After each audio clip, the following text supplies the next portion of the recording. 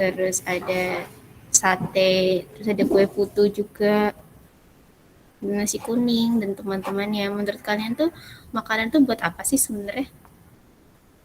Izin jawab Bu. Mm-mm. Sebagai sumber energi bagi tubuh Bu. Mm-mm. Ada lagi?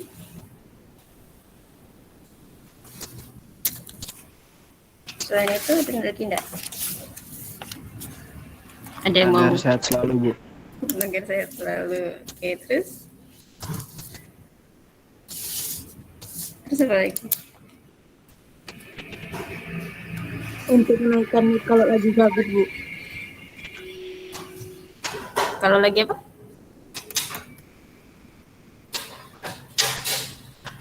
Sumber vitamin Bu. Ya, sumber vitamin. Terus apa lagi?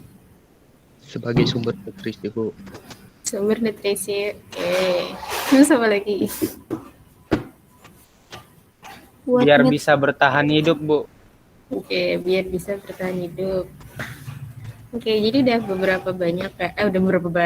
Udah ada banyak ya yang emang itu adalah kegunaan dari makanan yang kita ketahui. Tapi seberapa penting sih makanan sebenarnya buat kita? Kenapa kita harus butuh makanan dan apa aja yang harus kita makan? Tuh, sekarang kita mau nonton video yang pertama dulu.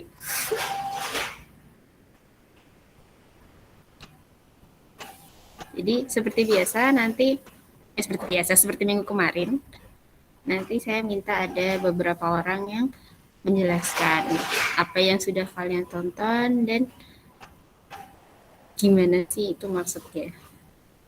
Oke, jadi silahkan tonton.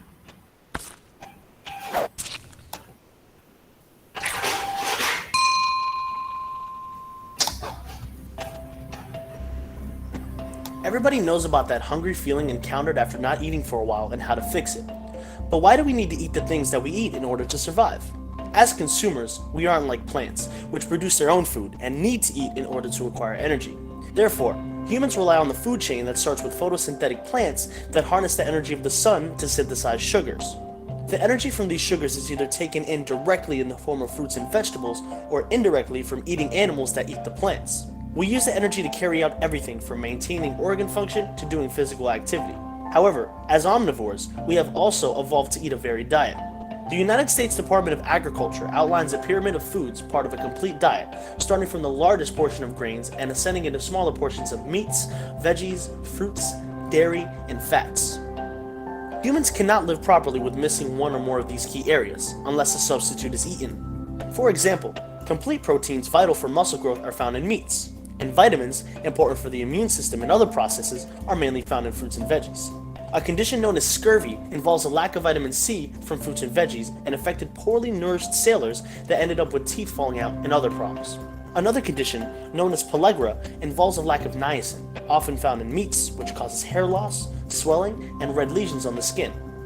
The fact that we are omnivores dates back to natural selection. To put natural selection simply, it's survival of the fittest. There were more advantages of receiving nutrients from eating both plant and animal material, so humans evolved as omnivores. Early humans ate lean protein, unprocessed vegetables, and fruit.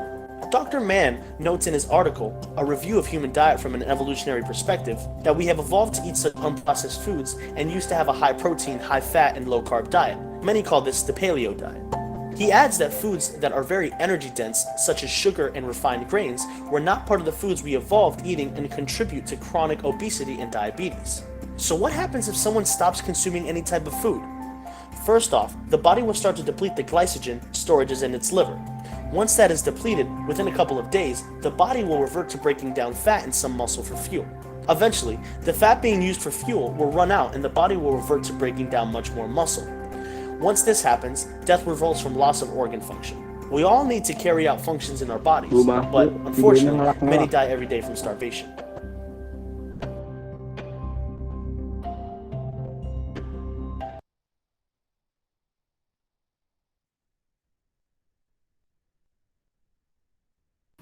Oke, dari video yang sudah kalian tadi, kenapa kita butuh makanan? ada yang bisa mau menceritakan apa sih yang udah kalian lihat dan kayak gimana?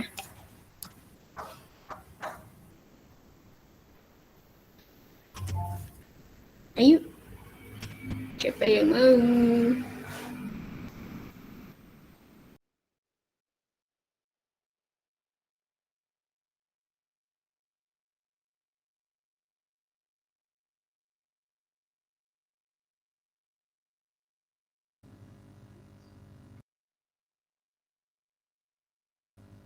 Izin Bu. Halo Bu. Iya, lanjut aja. Jadi di studio ini ngejelasin tentang pentingnya makanan gitu Bu. Seperti layaknya tumbuhan yang butuh cahaya matahari biar ngeproduksi tadi tuh gula tuh ya. Terus di sini juga ini kan piramida ini adalah dari negara Inggris tadi kalau nggak salah ya. Terus yang itu tingkatan-tingkatan makanan yang penuh apanya protein apanya itu juga pokoknya kandungan-kandungannya itu. Terus eh, tadi juga ada semacam nyebutin diet gitu Bu. Nah dietnya itu namanya paleo diet. Nah itu paleo diet itu tinggi protein, low karbo, sama tinggi apa tadi ya, satu lagi tuh lupa, Tinggi lemak. nah itulah pokoknya. Nah terus pokoknya karbonya rendah itu biar apa, terus juga eh di sini ada buat, nah ini nih kan ya tinggi lemak ya Bu. Itu Bu kalau dari saya, kalau teman kawan-kawan ada nambahin silahkan. Oke, terima kasih Rivaldo. Yang lainnya ada yang mau nambahin? Tadi kayaknya Ihsan ada nambah dikit, mau ditambahin banyak? Enggak Bu. Oke, yang lainnya?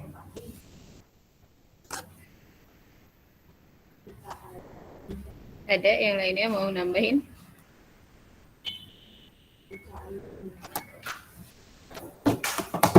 Oke, jadi bener ya, itu makanan itu penting untuk karena kita lapar, jadi organ tubuh kita itu butuh makanan. Jadi apapun makanan itu akan diserap oleh tubuh kita, nggak cuma oleh lambung, tapi oleh organ-organ lain seperti dalam mulut. Terus kalau kulit tuh makanannya beda lagi ya, nggak bisa dikunyah. Terus untuk mendapatkan makanan itu kalau dari tanaman itu nanti dari karbohidrat atau gula yang nanti akan berfotosintesis kemudian akan menghasilkan glukosa. Nah, glukosa itu yang akan menjadi energi di dalam tubuh kita. Kemudian ini adalah piramida dari kayak biar lebih ngasih tahu aja komposisi dari makanan yang harus kita konsumsi.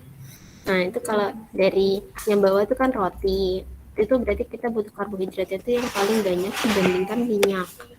Terus ada wortel itu sayur, terus ini kayak apel, ada buah-buahan, terus ada susu, terus ada protein hewani dan minyak. Jadi ini adalah piramida dari untuk mengkonsumsi kita seberapa banyak sih yang harus dikonsumsi. Jadi semakin ke atas itu semakin sedikit. Kemudian di dalam makanan itu juga ada vitamin. Nah, vitamin-vitamin inilah yang akan memberikan nutrisi ke dalam tubuh kita supaya kita tidak gampang sakit. Terus nggak gampang lelah juga. Terus ini yang tidak menyebabkan rambut rontok dan ada penyakit-penyakit yang banyak itu. Nah, zaman dulu tuh kan kalau zaman batu kali ya, atau zaman apa gitu, itu pasti selalu mencari makanan dari tanaman, tumbuh-tumbuhan, buah-buahan. Tapi seiring dengan evolusi manusia itu juga membutuhkan protein hewani. Nah, kemudian di sini juga ada diet Itu udah dibagi 3 macam, ada yang tinggi protein, tinggi lemak, dan rendah karbo. Nah itu nanti juga akan kalau misalnya terlalu strict dengan dietnya, nanti itu juga akan memberikan pengaruh yang tidak terlalu baik ke dalam tubuh kita. Padahal kan harus seimbang ya, sesuai dengan piramida itu. Nah, terus untuk diet yang lebih bagus itu berarti jadi lebih ke banyak olahraga dan makan teratur, tidur teratur, nggak stres. Gitu. Kalau misalnya kalian mau diet. Nah, tadi udah saya singgung sedikit ya tentang vitamin dan nutrisi-nutrisi yang akan menyehatkan tubuh kita. Terus sekarang saya mau minta kalian untuk melihat bagaimana sih sebenarnya si vitamin itu bekerja. Kayak gimana caranya, kan kalau vitamin itu ada banyak ya, ada A, D, E, K, B, C, B aja ada banyak gitu loh. Jadi sekarang kita tonton dulu gimana sih si vitamin itu bekerja di tubuh kita. A, C, E, D, B, K. No, this isn't some random out-of-order alphabet. These are vitamins. And just like letters build words, they're the building blocks that keep the body running. Vitamins are organic compounds we need to ingest in small amounts to keep functioning. They're the body's builders, defenders, and maintenance workers, helping it to build muscle and bone, make use of nutrients, capture and use energy, and heal wounds. If you need convincing about vitamin value, just consider the plight of olden-day sailors who had no access to vitamin-rich fresh produce. They got scurvy, but vitamin C, abundant in fruits and vegetables, was the simple antidote to this disease.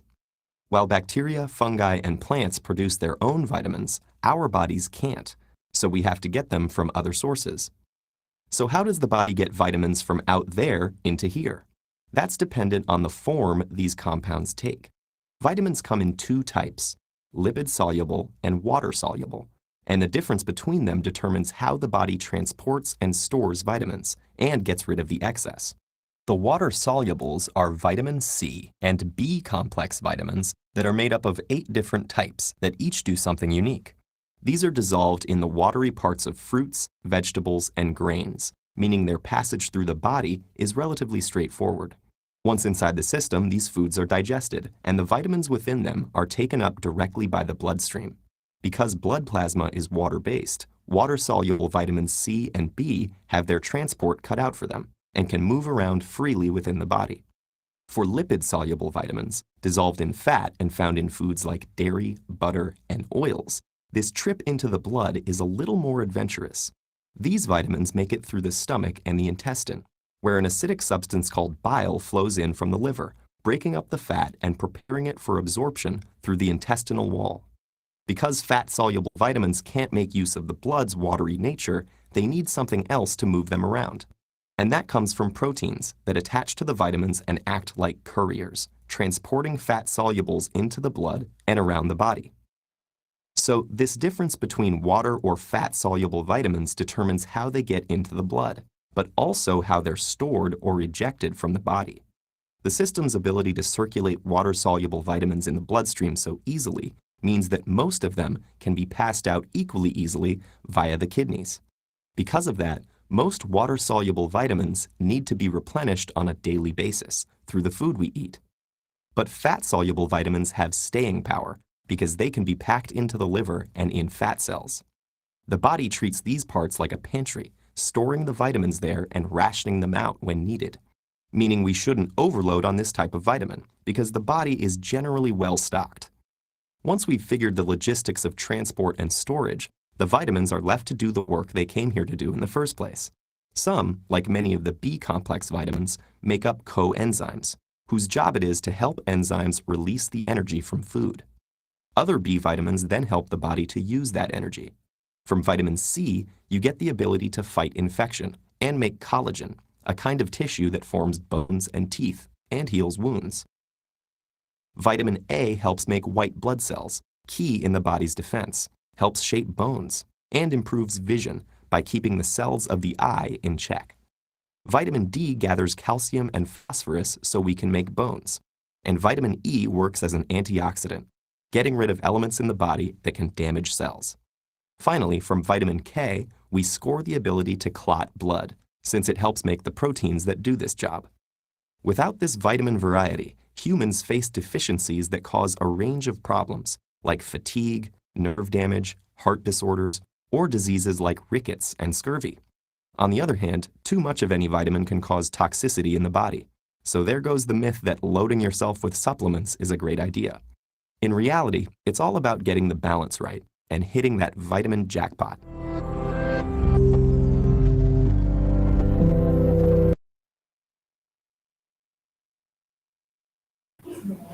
Oke. Kayak gimana nih? Jadi tadi vitamin ada A, D, E, K, B juga. Itu gimana sih mereka cara bekerjanya? Ada yang mau menjelaskan? Ayo Bu. Ya. Jadi apa yang saya dapat dari video tersebut ini Bu. Vitamin itu sebenarnya zat-zat yang dibutuhkan hanya sedikit untuk membantu kinerja dalam tubuh. Terus vitamin itu kita nggak bisa produksi sendiri, jadi didapat dari tumbuhan ataupun beberapa organisme lain seperti jamur. Jadi kita harus mendapatkan dari situ. Kemudian vitamin itu terbagi dua, ada yang larut dalam air dan larut dalam lemak atau minyak. Nah, untuk di tubuh sendiri peredarannya kalau yang larut dalam air itu bisa langsung beredar di dalam darah. Nah, sedangkan untuk yang larut dalam lemak itu beredar dalam darah dengan terikat protein terlebih dahulu. Terus juga fungsinya macam-macam, Bu. Nah, terus kalau kebanyakan vitamin itu juga nggak bagus. Udah, Bu, itu. Oke, makasih Iyat. Yang lain ada yang mau menjelaskan?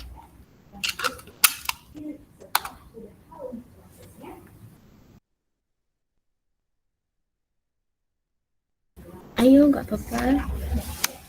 Saya nggak gigit kok.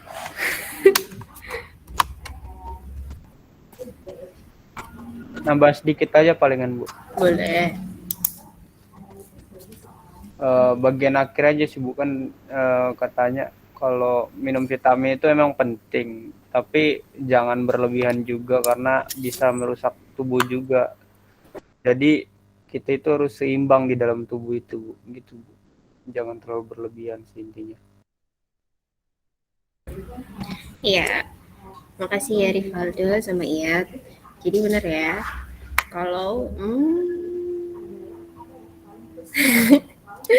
kalau vitamin itu dibagi menjadi dua, ada yang larut dalam lemak dan larut dalam air.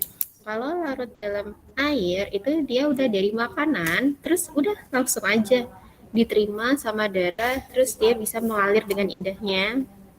Sama si ini nih, kayak contohnya si C tadi yang naik kapal atau sampan dari sel darah merah. Nah, itu langsung masuk gitu. Sedangkan kalau yang larut dalam lemak, dia tidak bisa langsung mengalir dalam tubuh lewat darah, tapi dia harus berikatan dulu sama si protein. Makanya tadi ada protein taksi. Ini ada protein taksi. Kemudian setelah dia stay atau bergabung dengan protein, nanti dia akan diambil oleh lemak yang ada di mana nih hati dan sel lemaknya, kemudian disimpan di dalam lemak yang ada di badan kita. Makanya jadi tapi kita juga nggak boleh makan banyak-banyak lemak supaya untuk menyimpan si vitamin yang larut dalam lemak, karena kalau kita kebanyakan makan lemak nanti kita jadi gendut dan gitu tidak akan juga akan menghasilkan penyakit-penyakit yang tidak kita inginkan. Kemudian di sini ada beberapa manfaat dari berbagai vitamin. Contohnya adalah B kompleks. Jadi ini vitamin B, gambarnya ada Superman dan Batman. Itu untuk meningkatkan keluarannya enzim yang dalam tubuh kita untuk menjaga energi atau mengeluarkan energinya kita. Kemudian untuk vitamin C ini untuk apa itu?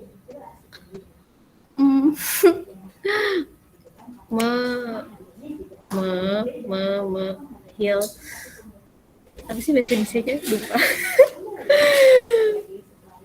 menyembuhkan luka dan juga untuk membuat kolagen yang biasanya kalau kita nanti di skincare itu kemarin kalian udah pelajari ya, itu kan untuk melembabkan gitu-gitu. Nah, kalau si vitamin A itu membantu untuk menjaga adanya sel darah putih dan untuk menyehatkan mata ya kalau kalian udah tahu. Kemudian untuk vitamin D itu untuk memberikan tambahan kalsium dan fosfor supaya tubuh kita kuat atau tulang kita kuat dan tidak mudah keropos. Makanya kalau kita sering tahu ya si adik-adik bayi kalau dijemur di pagi hari itu bagusnya dari matahari terbit sampai jam 9 maksimal. Karena kalau sudah di atas jam 9, UV yang terpancarkan dari matahari itu sudah sangat tinggi. Jadi sebaiknya tidak boleh untuk menjemur adik bayi atau menjemur siapapun di atas jam 9. Kemudian ada juga vitamin E. Vitamin E ini berguna sebagai antioksidan untuk menghilangkan sesuatu yang merusak sel.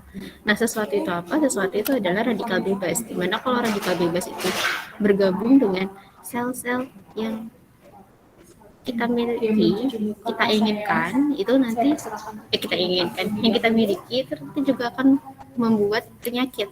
Karena radikal bebas itu adalah suatu senyawa yang memiliki elektron bebas. Makanya biar si elektron bebas itu menjadi utuh, dia itu akan mengambil elektron dari sel yang sehat. Makanya dibutuhkan antioksidan supaya mengisi elektron dari radikal bebas supaya si radikal bebas itu tidak mengambil sel yang ada di sel yang sehat. Kemudian di sini vitamin K itu kegunaan berfungsi supaya tidak ada pembekuan darah. Jadi pembekuan darah supaya tidak ada gagal jantung atau gagal-gagal yang lainnya. Biasanya kalau yang terjadinya kegagalan atau kegagalan lagi pembekuan darah itu nanti kalau tidak bisa lancar masuk ke otak darahnya, nanti kita tidak akan bisa beraktivitas dengan baik. Nah, terus sekarang kita balik ke PPT.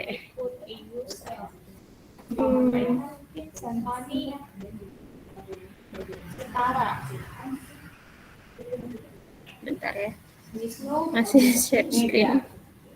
Sampai sini udah mau ditanyakan dulu tentang vitamin.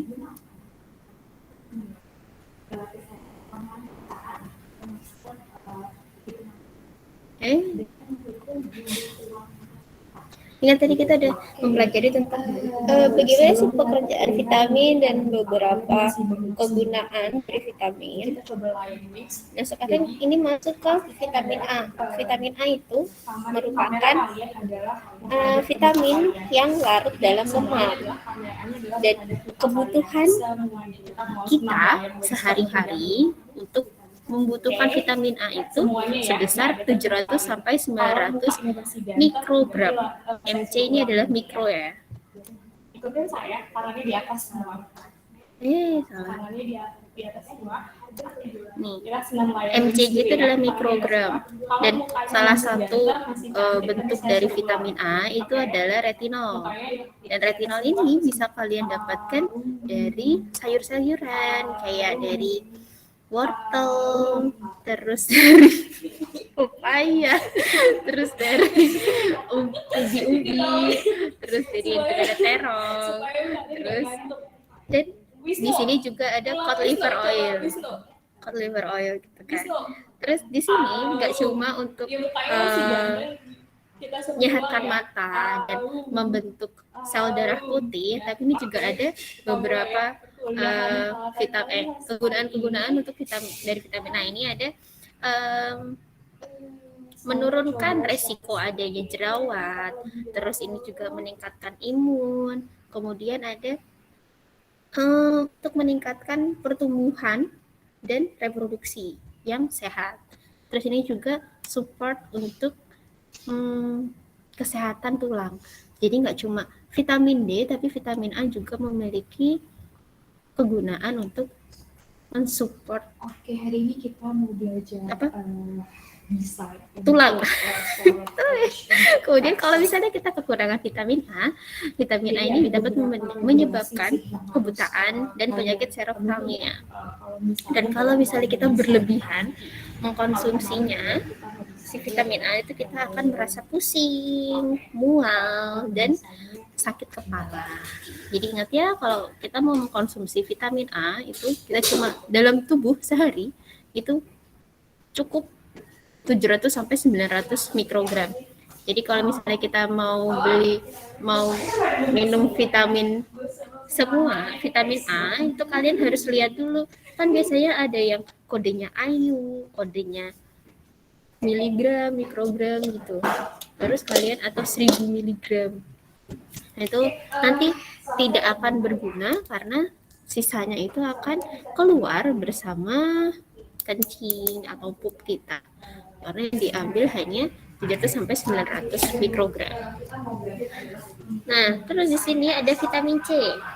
Dari gambar kalian bisa melihat dari berbagai makanan, ada terong hijau, terus ada strawberry, terus ada kembang kol, ada pepaya lagi, terus ada juga nanas dan jambu. Terus ini ada cabai juga. Terus ini apa ya? Blueberry kayaknya. Ada brokoli, terus ada kacang-kacangan. Terus ini sayur-sayuran. Nah, si vitamin C ini kegunaannya ada banyak. Ada meningkatkan mood kita, terus kalau misalnya kita lagi pilek, itu juga nanti bisa kalau misalnya kita minum vitamin C bisa meringankan pilek kita. Terus di sini juga kayak tadi si radikal bebas yang bisa diikat oleh si vitamin E, tapi vitamin C itu juga bisa menurunkan adanya radikal bebas. Bukan mengikat, kalau vitamin E itu nanti akan mengikat si radikal bebas, tapi kalau vitamin C itu akan menurunkan adanya radikal bebas dalam tubuh kita. Tuh. Terus ini juga baik untuk otak kita. Jadi kalau misalnya kita butuh sesuatu yang baik, biar kita bisa langsung nangkep gitu ya, apa sih pelajaran yang mata kuliah yang susah, itu sebaiknya sebelumnya kalian minum dulu vitamin C biar paham langsung. Terus di sini juga untuk melindungi kalian dari adanya UV, walaupun nggak besar, tapi dia bisa melindungi dari UV yang ada di lingkungan kita, entah dari sinar matahari, entah dari lampu dan yang lainnya. Dan di sini juga bisa untuk meningkatkan supaya kulit kita itu terlihat lebih muda. Tuh, nggak cuma untuk mencerahkan kulit, tapi dia juga bisa untuk meningkatkan tekstur kulit kita supaya terlihat lebih muda. Dan nggak cuma kayak vitamin A yang bisa menyehatkan mata, tapi di sini juga vitamin C bisa mencegah adanya penyakit mata. Tuh. Walaupun tidak seefektif vitamin A. Nah, Vitamin C ini adalah water soluble, makanya tadi dia bisa berenang dengan bebasnya bersama sel darah merah atau sel darah putih, sel darah merah. Tapi ternyata dia itu kebutuhannya sekitar 75 sampai 90 mg. Nah, kalau sekarang kan kita sebenarnya lagi banyak-banyak minum vitamin ya, karena ada yang corona, dari vitamin C, vitamin D, vitamin B itu mungkin ada beberapa. Nah, itu kan banyak itu ada 500 mg, ada 1000 mg. Padahal kita cuma butuhnya nggak ada 100 mg. Jadi kalau kalian mau membeli vitamin C, vitamin benar-benar vitamin kapsul lah atau kunyah, itu sebaiknya yang 500 mg aja atau yang paling rendah aja, karena sisanya itu akan keluar dengan kencing kita. Dan ini adalah struktur Lewis dari vitamin C. Kemudian di sini ada kalau kita kurang mengkonsumsi vitamin C, itu kita akan keluar pendarahan, gusi berdarah dan gusi bengkak. Ini gusi ya, gusi berdarah dan gusi bengkak, bukan pendarahan. Maaf. Jadi dan ini lebih ke gusi ya kalau vitamin C itu, kekurangan vitamin C. Kemudian kalau kita mengkonsumsinya berlebihan, nanti akan adanya batu ginjal dan kita diare. Kan karena kalau vitamin itu kan nanti akan ada mineral-mineralnya ya setiap vitamin itu. Nah, takutnya kalau tidak keluar, sisanya tidak keluar. Kita minum nih 500 mg, padahal yang diserap oleh tubuh sehari itu cuma 75 sampai 90 mg. Jadi kalau tidak bisa keluar dari kencing kita secara alami, kemungkinan akan terakumulasi pada ginjal dan nanti akan terjadi si batu ginjal ini. Gitu. Jadi jangan lupa kalau misalnya kalian minum vitamin sehari sekali, nggak usah berlebihan. Itu apalagi kalian kalau minum UC 1000 itu ada 1000 tambah sisanya keluar banyak. Jadi kalian beli ya walaupun nggak mahal ya, paling cuma 10.000 atau berapa, tapi yang keambil cuma nggak ada 100 mg. Nah, sekarang ke vitamin E. Vitamin E ini adalah vitamin yang larut dalam lemak. Jadi makanya tadi dia ngikut sama si protein taksi. Jadi kebutuhannya itu lebih rendah lagi, sebesar 15 mg per hari. Tuh. Terus di sini ada beberapa contoh makanan dan ada beberapa kegunaan atau manfaat dari konsumsi vitamin E. Di sini ada bunga matahari, ini maksudnya adalah dari minyaknya, minyak bunga matahari. Terus ada ikan, ada alpukat, terus ada jambu, terus ini ada buah beri, terus ini ada brokoli, terus ini juga ada buah-buah yang lain. Terus ini apa? Nggak tahu ini buah apa, yang penting ini buah. Jadi kebanyakan dari vitamin E itu juga banyak dari buah. Nah, di sini yang penting untuk cewek nih akan menetralkan si sindrom PMS. Jadi kalau misalnya buat cewek-cewek mau dapat menstruasi, terus kan setiap orang tandanya beda-beda dan ada yang emosinya naik turun, ada yang enggak juga. Nah, kalian banyak-banyaklah makan ikan atau minum jus alpukat. Terus buat cowok-cowok yang pacarnya lagi ada tanda-tanda uring-uringan, bawalah pacar kalian untuk makan yang enak dan juga yang banyak protein yang memiliki vitamin E. Jadi kayak alpukat, ikan, dan atau minyak-minyak lain lah. Siapa tahu bisa juga diajak ke spa yang pijet-pijet pakai minyak. Di sini juga untuk mata lagi mengurangi mengurangi bukan menghalau masih menjaga pembentukan adanya katarak. Kalau katarak kan biasanya itu terjadi di orang tua ya, tapi belum tentu juga anak muda juga bisa. Makanya kita juga harus meminum vitamin E atau makan bahan makanan yang memiliki vitamin E untuk menjaga supaya tidak terkena katarak. Terus ini juga bagus untuk kesehatan jantung. Terus ini untuk bertarung melindungi tubuh dari radikal bebas. Jadi kalau tadi vitamin E itu vitamin C itu mengurangi adanya radikal bebas. Kalau vitamin E itu dia mengikat dan dia akan bertarung ya, terus akan menghilangkan si vitamin E. Menghilangkan radikal bebas, maaf. Jadi vitamin E itu setelah mengikat akan membuang si radikal bebas. Sedangkan kalau vitamin C itu tadi mengurangi tapi tetap ada di dalam tubuh kita. Terus di sini juga bagus untuk masih bahasa Indonesia aja,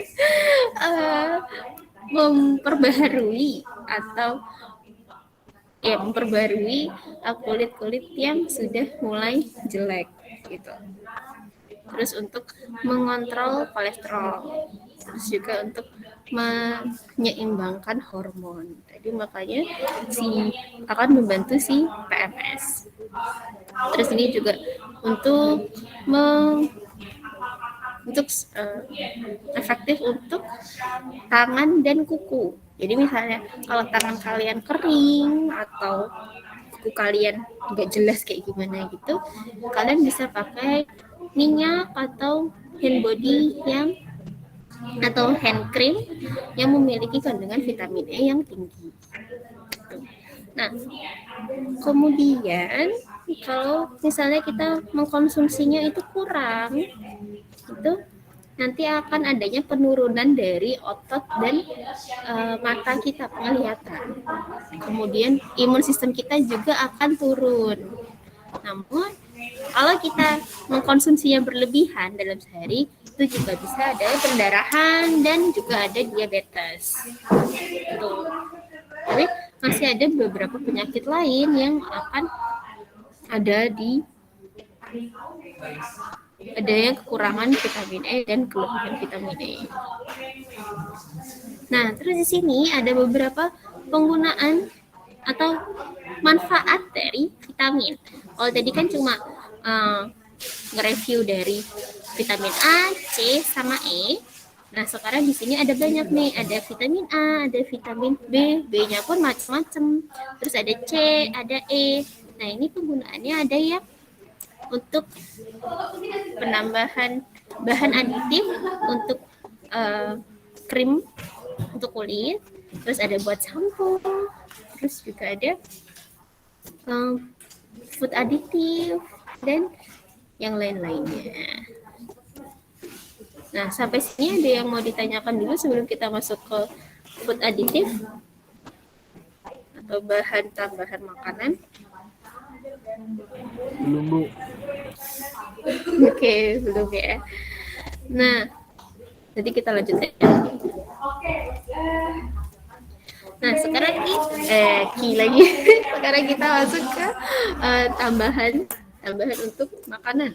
Di sini ada beberapa yang bisa kalian baca, ada food coloring, food enhancer, terus preserving freshness, terus ada enhancing mouthfeel. Nah, ini tuh kayak gimana sih sebenarnya? Food aditif itu kayak apa sih? Apakah cuma buat warna aja, ataukah untuk meningkatkan dari rasanya, ataukah menjaga kesegarannya, ataukah cuma meningkatkan perasaan saat kita makan makanan tersebut. Nah, ini udah masing-masing. Nah, sebelum kita masuk ke lanjut apa itu food coloring, apa aja sih bahannya atau apa aja sih komponennya? Nggak cuma food coloring, tapi juga ada flavor enhancers. Nah, Kita tonton dulu videonya.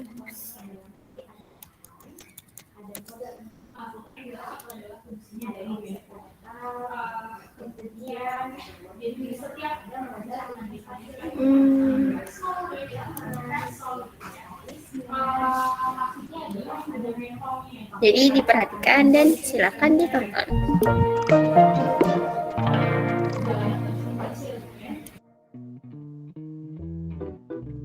Maintaining a healthy, sustainable diet relies on access to a variety of different foods. It's important to consider the origin.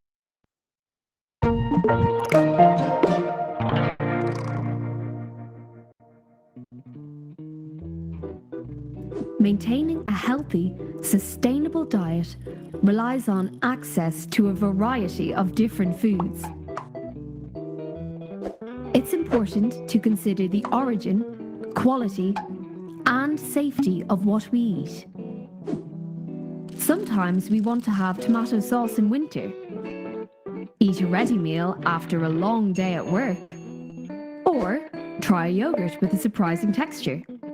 For that, we need the help of food additives. Food additives usually don't have a nutritional value, but they are added to food in small amounts to serve a specific function. Some, like preservatives, stop bacteria or mold from spoiling our food so that it lasts longer. Colours are used to make our food look more appealing.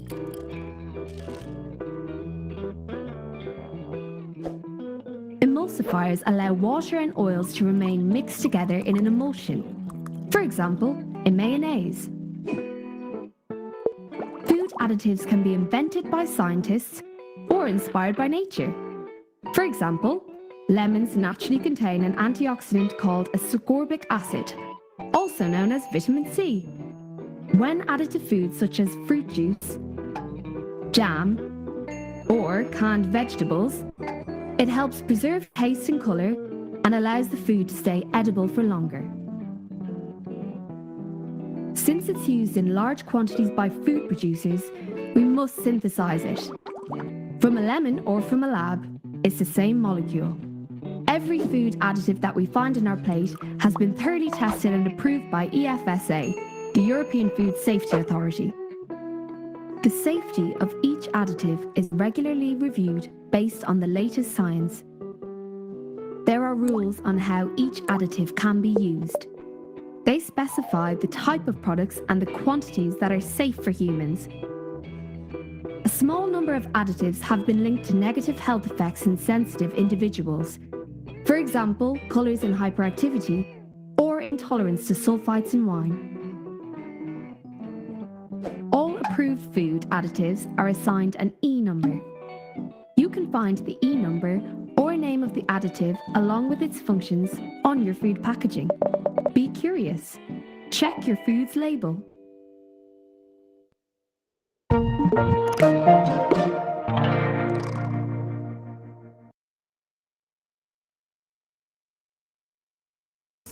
Oke, jadi kayak gimana nih si tambahan apa sih food aditif tambahan makanan, ada yang mau ceritakan?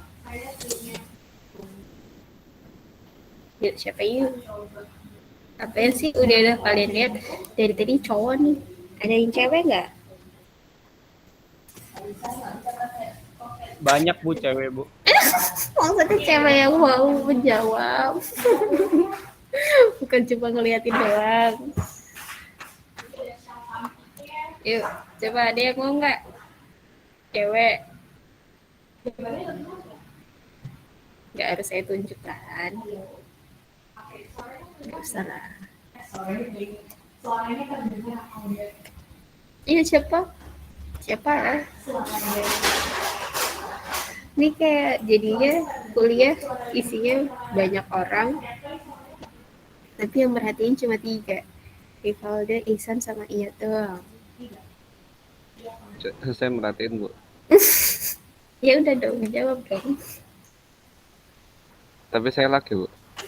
Ya udah, laki nggak apa-apa deh. Udah, saya izin menjawab nggak Bu ya? Boleh.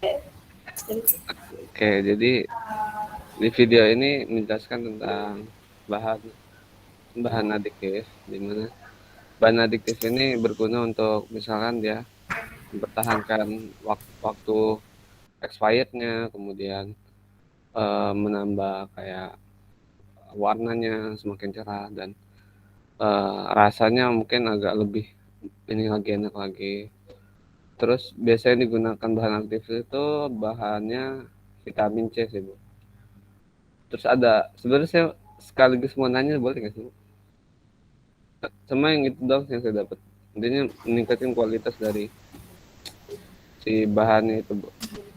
Oke, boleh kok kalau mau tanya. Oke, tadi kan di video itu dituliskan E-number ya. E-number itu sebenarnya apa sih, Bu? Saya masih nggak paham, Bu. Tadi ada banyak soal E-number itu. Ya, nanti akan saya jelaskan ya. Yang lainnya ada yang mau menjelaskan dari video? Tenang aja Syifa. Nggak akan saya tunjuk kok. Kan saya emang nggak mau tunjuk.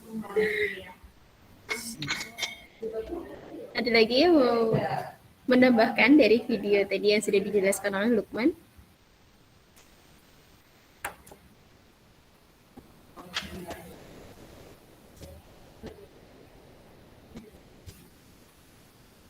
Nggak ada. Bu izin bertanya Bu. Oh, boleh, Ihsan mau tanya apa? Flavor itu kan didapetin dari proses ekstraksi Bu ya. Terus waktu itu saya pernah nanya guru saya, katanya itu flavor itu dapat dari ekstraksi sama dapat dari kayak rekayasa gitu Bu. Jadi disamain strukturnya, terus pokoknya disamain sama kayak misalnya mau buat flavor jeruk terus disamain kayak strukturnya. Apa itu benar apa gimana Bu? Oke. Jadi makasih Ihsan pertanyaannya. Saya jawab dulu tadi pertanyaan Lukman. Tadi Lukman bertanya yang apa sih itu kode I? Kode itu hanya berlaku di negaranya orang ini, negara Eropa.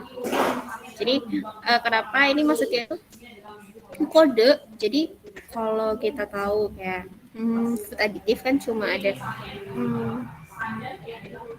penambah rasa, misalnya penambah rasa pandan, penambah rasa stroberi, penambah rasa jeruk. Nah itu mereka itu daripada mereka menambahkan gambar, mereka lebih suka memberikan kode. Nih, makanya. Tapi kalau di Indonesia saya belum cari sih. Apakah di Indonesia ada kode untuk yang kode untuk bahan-bahan makanan yang menjadi adiktif. Jadi kayak mungkin kayak apa sih itu namanya, gula, tambahan gula, sih gula buatan itu namanya. Nah itu mungkin salah satu bahan aditif, cuman saya belum pernah lihat itu yang menggunakan kode. Kalau di negara orang ini, itu di sana menggunakan kode daripada menggunakan si buah-buahannya atau yang lebih jelas melalui gambar. Makanya dari gambar ini kemudian diputer, di situ ada E404. Coba fokus ke E404 ini. Itu kan bentukannya sama semua ya. E404 itu adalah strawberry E300. Tapi juga ada yang ini strawberry atas, itu adalah E404. Semuanya strawberry rasanya kodenya adalah E404. Jadi kalau di sana lebih terorganisir untuk setiap tambahan rasa atau tambahan makanan yang lain itu diberikan kode masing-masing. Nah, kemudian untuk pertanyaan tadi Ihsan, memang untuk dari dulu tuh penambahan makanya ada tambahan makanan itu yang alami dan sintesis. Kalau yang alami memang diambil dari yang ekstraknya, dari minyaknya kah atau wanginya kah. Nah itu menggunakan teknologi-teknologi yang sudah maju. Kemudian kalau yang sintesisnya itu menyamakan struktur kimianya itu bisa, memang bisa. Memang ada yang seperti itu. Tapi kalau yang gimana caranya, nanti kalian cari sendiri aja. Jadi kayak ini nanti gimana sih pemutusannya, gimana sih penambahan ikatannya, dan apa yang perlu ditambahkan, apakah ditambahkan C-nya lagi, atau ditambahkan H-nya lagi, apa ditambahkan O-nya, kayak gitu.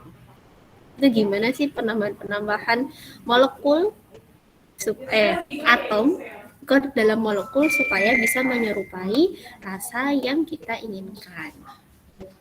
Gitu. Apakah pertanyaannya Lukman sama Ihsan sudah terjawab atau tambah pusing? Kalau dari sini sudah terjawab sih, Bu. Boleh saya mau nanya lagi, Bu? Ihsan? Boleh. Kan namanya kita diceritain flavor gitu, Bu ya. Kenapa flavor itu rasanya lebih enak gitu dibanding misalnya kan flavor nanas gitu kan.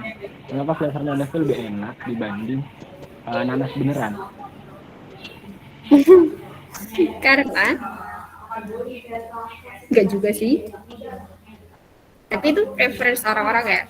Kenapa kalau yang dijual rasanya itu lebih kerasa dibandingkan dengan kita makan buahnya langsung ya. Misalnya kita makan bolu atau kue dengan rasa nanas sama nanasnya sendiri. Kenapa lebih enak sih kue yang rasa nanas atau lebih banyak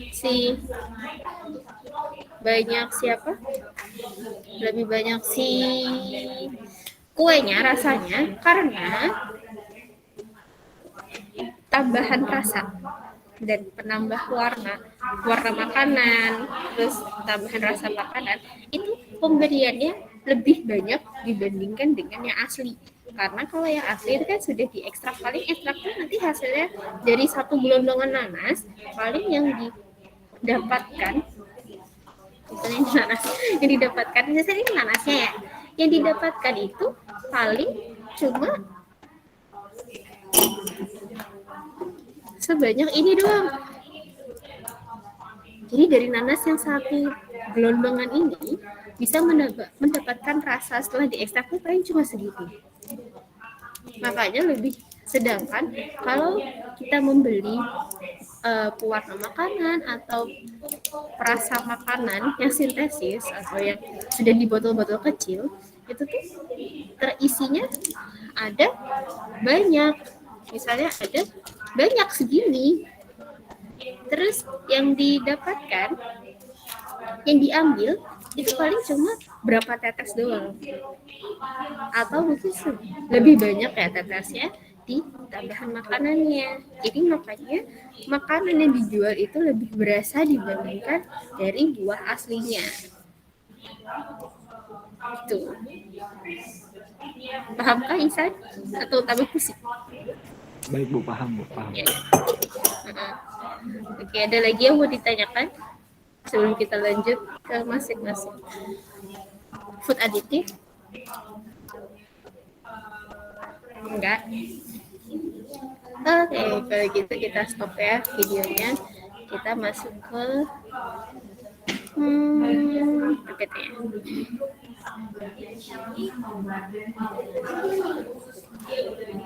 Nah, di sini yang udah saya tulis ada food coloring, food flavor enhancer, preserving freshness, sama enhancing mouthfeel. Ini ngomong. Nah, di sini ada food coloring. Food coloringnya di sini ada kodenya. Ada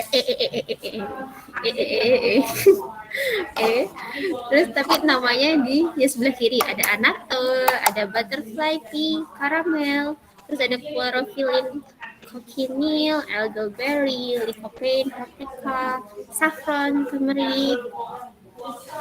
Ini natural food coloring. Jadi yang natural foodnya ini yang di sebelah kiri, dan yang sebelah kanan itu adalah yang pewarna makanan yang sintesis. Jadi makanya dia ada red number 3, red number 40.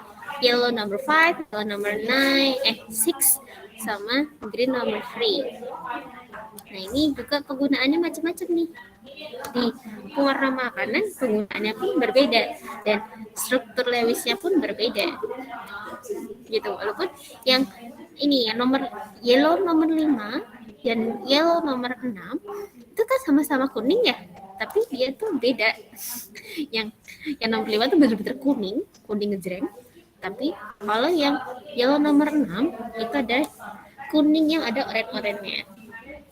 Jadi kalau misalnya kita lihat nih sirup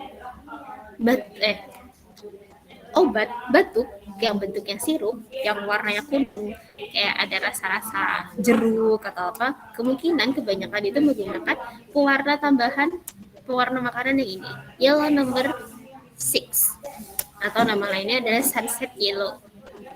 Dengan Lewis structure-nya itu kayak gini, beda banget sama yang yellow number 5 yang buat es krim, yang kita butuh warna kuning ngejreng banget gitu. Terus ini bisa kalian baca sendiri apa kegunaannya dan apa sih bedanya gitu. Terus di sini ada flavor enhancers atau food enhancers. Ini untuk menambahkan rasa yang kita inginkan. Di sini ada kayak misalnya kita menambahkan benzaldehyde, itu akan menambahkan rasa almond. Walaupun kita misalnya di kue tidak ada almondnya sama sekali, tapi kalau kita menambahkan benzaldehyde itu akan menambahkan rasa almond. Tapi bukan benzaldehyde yang bahan kimia ya. Ya bahan kimia sih maksudnya, tapi ini yang food grade. Jadi walaupun namanya sama, tapi ada yang food grade dan ada yang analyzed grade. Tuh, terus di sini juga ada untuk menambahkan rasa anggur, itu kita menggunakan methyl anthranilate. Terus di sini juga ada vanilla atau coklat, itu menggunakan ethyl vanillin. Jadi semua senyawa-senyawa kimia ini adalah yang food grade. Ingat ya, ini food grade, bukan kalau misalnya nanti kalian mau buka toko atau mau buat apa, kalian cuma asal aja beli ini di bahan kimia. Terus nanti kalian tinggal masukin enggak. Jadi kalau kalian mau bikin toko kue atau toko makanan atau toko es krim, kalian harus cari yang food grade, jangan lupa. Nah, kemudian di sini ada yang menjaga kesegaran. Kan untuk menjaga kesegaran, kalau misalnya kita tahu ya, kalau secara tradisional mungkin kalau di sekitar pantai atau gimana, kita kan mau mengumpulkan es batu yang sudah dipecah-pecah ataupun yang masih balok-balok. Nah, itu yang nanti akan untuk menjaga makanannya lebih segar, atau kita juga menggunakan garam supaya si struktur dari bahan atau ikan yang kita simpan itu tetap masih bagus. Nah, di sini juga ada BHA, ada BHT, TBHQ, dan kegunaan-kegunaannya beserta struktur Lewisnya. Nah, di sini ada enhancing mouthfeel. Ini maksudnya apa? Maksudnya adalah kita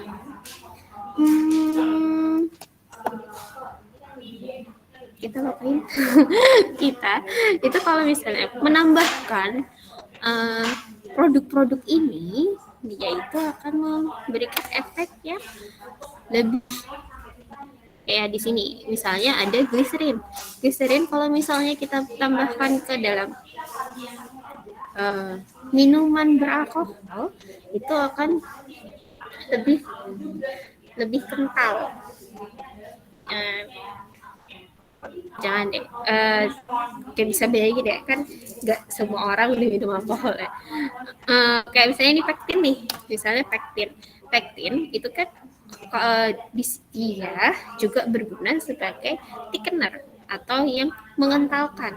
Dia contohnya ada di jelly kayak Yupi, ataupun selai stroberi, selai nanas, selai jeruk, atau selai-selai yang lainnya. Nah, sebelum kita masuk ke pharmaceutical, ada yang mau ditanyakan dulu? Ada yang bertanya lagi? Apa sih food in Izin bertanya. Apa? Mau tanya apa? Bu, boleh balik ke slide sebelumnya nggak? Yang Di slide yang sebelumnya, Bu. ini freshness. Lagi, Bu. Yang pertama kali tadi. Yang pertama coloring ini. Iya, Bu. Bentar. Yang ada itu loh, Bu. Oke, iya, Bu. Ini, Bu. Nah, ini Bu, saya mau nanya. Tadi kan yellow sama yellow orange itu kan bedanya cuman di apa namanya strukturnya. Nah, saya mau nanya sebenarnya kalau dilihat dari yang yellow sama orange ini lah Bu, berdasarkan diagram Lewis-nya. Itu Bu, yang mana Bu yang ada yang memberikan perubahan atau perbedaan? Terus bagus fungsi Bu yang menyebabkan secara ikatan kimianya seperti apa Bu? Itu Bu. Gimana ya Bu? Oke, makasih Juro. Nah. Jadi kalau kita lihat dari sini antara tartazin sama sunset yellow, di sini dia yang berbeda itu ada di ini ya, tidak adanya kenapa pecah? Di sini dia ada satu ikatan sih, ada N, ada nitrogennya 2 ya, bedanya di sini sama di sini. Kalau ini ada ikatan benzennya emang ada 3, tapi yang si sunset yellow ikatan benzennya ini bergabung, sedangkan kalau yang tartazin ini dipisahkan oleh ikatan double N, bukan ikatan double, 2 atom nitrogen dan ikatan nitrogen dengan C. Jadi yang lebih berpengaruh itu dari ininya, ikatan double-nya. Kalau di sini kan ada ikatan double, sedangkan kalau nitrogen ini memecah si nitrogennya, memecah si ikatan double bond-nya. Jadi ini bedanya. Terus di sini juga ada natriumnya. Di sini NaO3C. Di sini ada NaO3C, sedangkan di sini langsung OH. Di sini ada natriumnya dan di sini juga tidak ada double bond-nya. Jadi bisa lebih untuk yang menambahkan warna atau lebih ke arah merah. Kan kalau orange kan perpaduan dari kuning sama merah ya. Itu adalah dari si penghilangan si nitrogen dan natriumnya, sehingga menjadi adanya double bond di sini. Itu kalau kita melihat dari struktur Lewis-nya aja.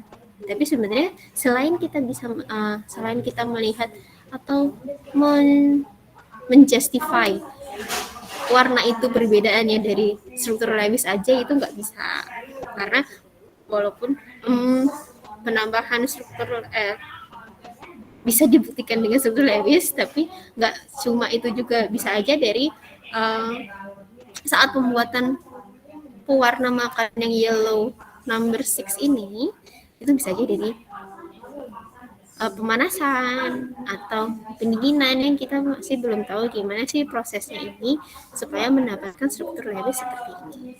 Tapi kalau melihat dari struktur Lewisnya yang berpengaruh, kalau misalnya double bondnya semakin banyak, maka nanti dia akan semakin ke warna merah. Nih Kak, si eritrosin ini nih, dia warnanya cherry. Dia akan lebih banyak ikatan benzennya dengan yang berdekatan atau yang bergabung. Kayak si yellow orange ini, banyak ikatan benzen yang nempel-nempel. Ini juga alura red, si red ini kan juga ada. Tuh.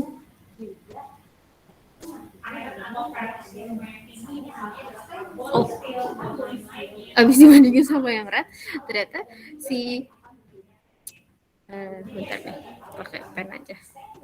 Yang ini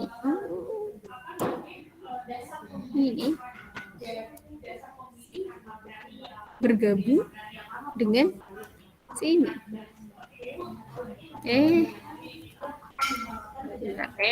Mana nih? Kok nggak mau?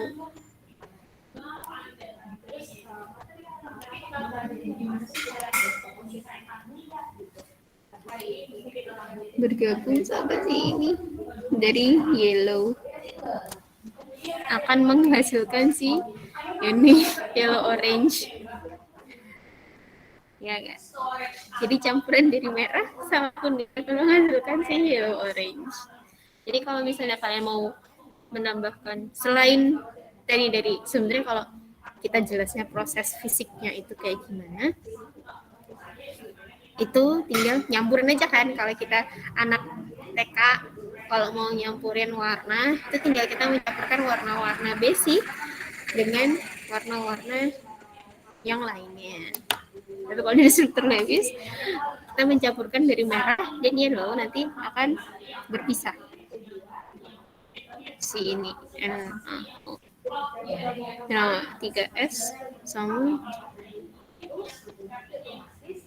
ya. Jadi ini akan bisa, mungkin dia akan bergabung dengan ini, entah warnanya akan menjadi apa yang tidak ada di sini. Tuh. Pahamkah siapa tadi? Juro. Ya Bu, tapi ada lagi Bu. Apa? Itu kan Bu, tadi kan Ibu bilang di bagian yang red pink itu karena ikatan bensinnya dempet, makanya dia jadi red pink. Nah, itu gimana ya Bu? Apa memang mempengaruhi Bu? Kalau memang mempengaruhi, kenapa Bu? Maksudnya gimana? Kalau mempengaruhi kenapa? Tadi kan Ibu bilang gini, ini red pink itu kenapa bisa pink gitu? Karena banyak benzennya ini yang berdempet gini dari struktur Lewisnya. Iya bukan? Ya itu kenapa Bu bisa menghasilkan warna pink gitu kalau memang dia berdempet? Kenapa Iya. Sebenarnya penambahan. Jadi mana sih? Ini udah belum sih? Oh, satu belum. Jadi kan si NaO, SO3, dia berdempet. Jadi kalau yang berdempet ini adalah salah satu kualifikasi dari si red ya, red, terus orange. Nah ini tuh kalau dempet itu biasanya adalah red. Dan kalau ini kita mau membandingkan light red, kita harus ada yang putih kan. Maksudnya di sini nggak ada yang putih, di sini berwarna semua. Jadi saya belum bisa membandingkan apakah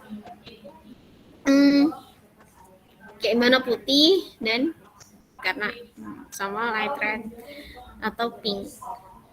Cuman kalau yang dempet si benzen ini dempet mepet bersatu itu adalah apa sih namanya, struktur bukan, ciri khas dari si rednya, ciri khas si red. Jadi semakin nanti banyak benzennya yang berikatan, yang menempel-nempel, itu berarti nanti warna merahnya akan lama-lama menjadi lebih pudar kalau dibandingkan dengan si yang rednya ini. Rednya ini kan cuma 2, sama di sini 3. Cuma benzennya 3, terus di sini dia berwarna lebih putih. Tapi kalau ditanya kenapa si benzennya menempel, terus menghasilkannya jadi warna merah, ini masih ada di luar kapasitas saya, jadi nanti bisa saya cari lagi atau mungkin Juro cari sendiri gitu. Oke Bu, makasih Bu. Iya. Ada lagi yang mau ditanyakan?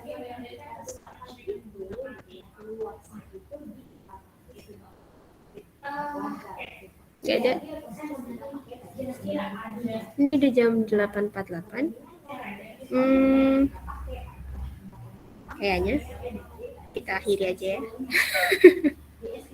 Daripada nanti untuk farmaseutical lumayan banyak dan nggak akan cukup waktunya kalau cuma 2 menit lagi. Dan nanti soalnya masih ada tonton video-video yang lain dan apa aja sih obat-obatan yang digunakan atau bahan-bahan kimia yang digunakan dari si obat-obatan ini. Oke, jadi yang farmaseutical atau obat-obatan kita lanjutkan di minggu depan aja ya. Ada pertanyaan? Pertanyaan lagi?